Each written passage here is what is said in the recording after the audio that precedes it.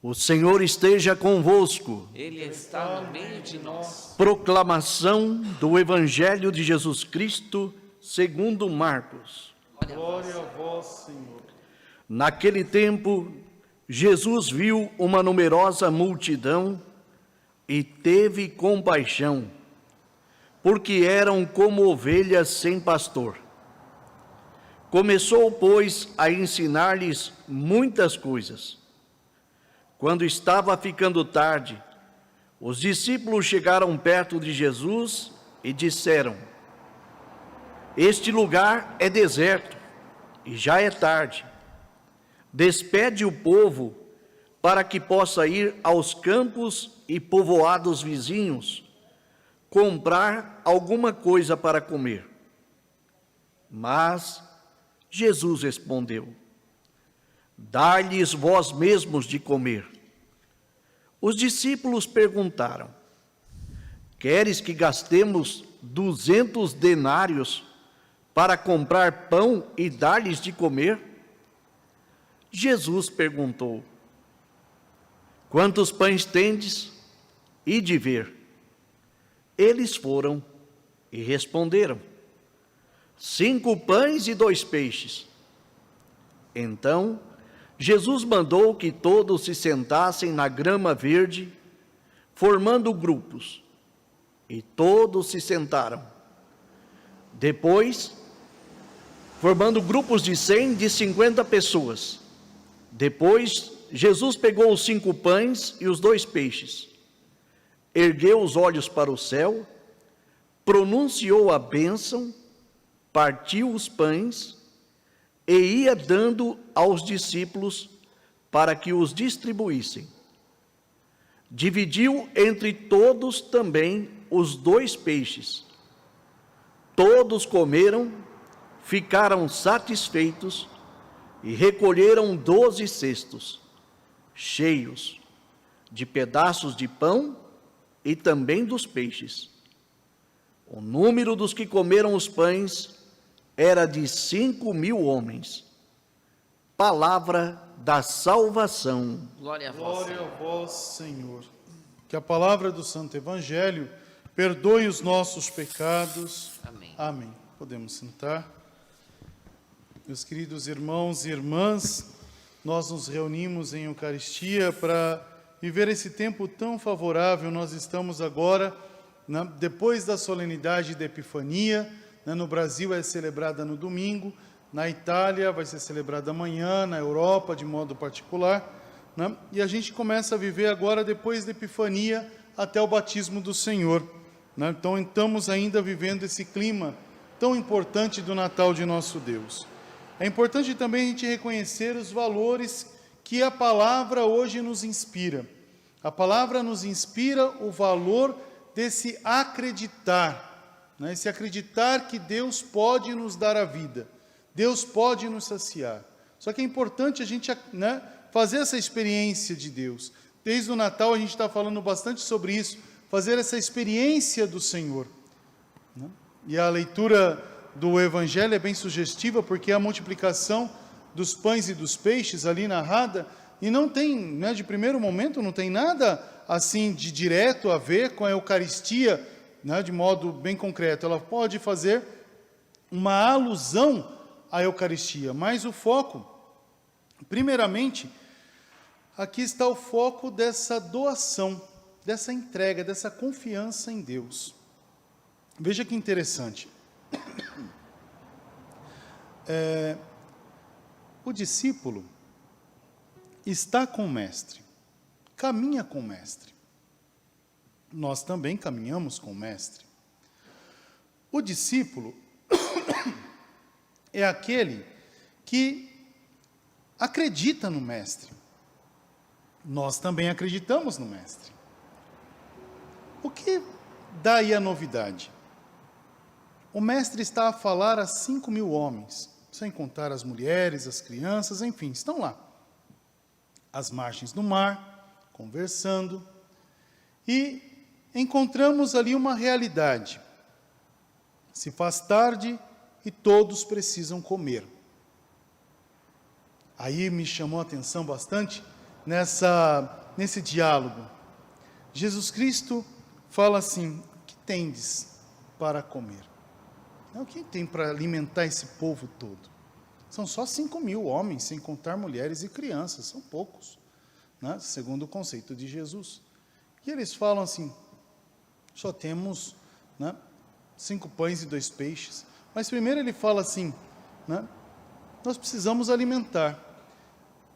Eu encontro aqui 12 homens extraordinariamente humanos, que ficam presos nas suas realidades.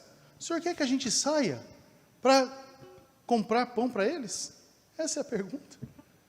O senhor quer que a gente gaste 200 denários? O que é 200 denários? Praticamente 200 salários mínimos para alimentar essa multidão? Quase que para dizer, nós não temos. O senhor está louco?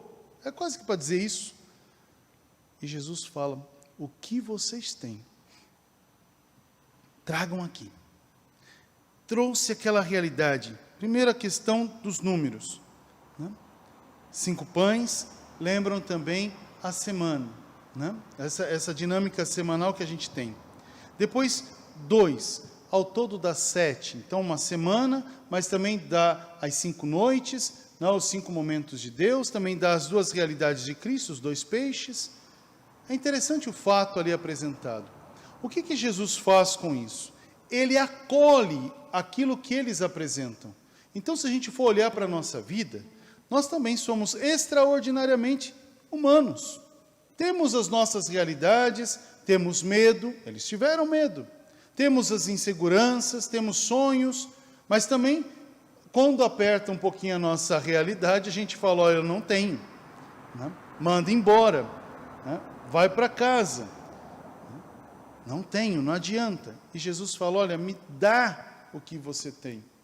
É interessante o fato. E eles entregam aquela realidade para Jesus. A gente também tem que aprender a entregar a nossa realidade para Jesus. Qual é a tua realidade hoje que você tem que apresentar para Jesus? Quais são esses pães e peixes que você tem que entregar para Jesus? Esse é o primeiro diálogo. Depois a gente observa uma ação bonita de Deus. Deus reza, gente, que maravilha. Deus reza para aquele povo, Deus reza para mim, Deus reza para ti. Deus reza. E Deus acolhe aquela realidade apresentada por esses homens, ergue aos céus, entrega aos céus o que é do homem, e quando abaixa suas mãos, depois da prece, entrega o homem o que é de Deus. Quando a gente faz a nossa oração, a gente também é chamado, né? Você também é chamado a entregar para Deus o que você tem.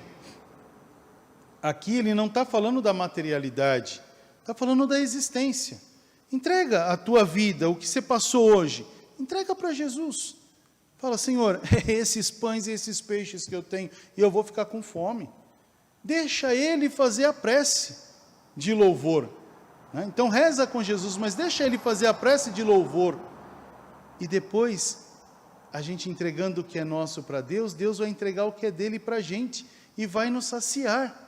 Viram que interessante? Fizeram grupos de 100, grupos de 50, depois Jesus abençoou, começou a repartir os pães, depois repartiu os peixes, todo mundo se saciou, e ele recolheu os cestos. Depois, no final, ele recolhe cestos, e está tudo aí bonito, né? Toda essa realidade quer dizer que houve uma totalidade, uma ação de vida. Deus deu aquilo que é dele, e aquilo que é dele sacia a nossa fome, a nossa sede de justiça e de paz, de saúde, de graça, de unidade.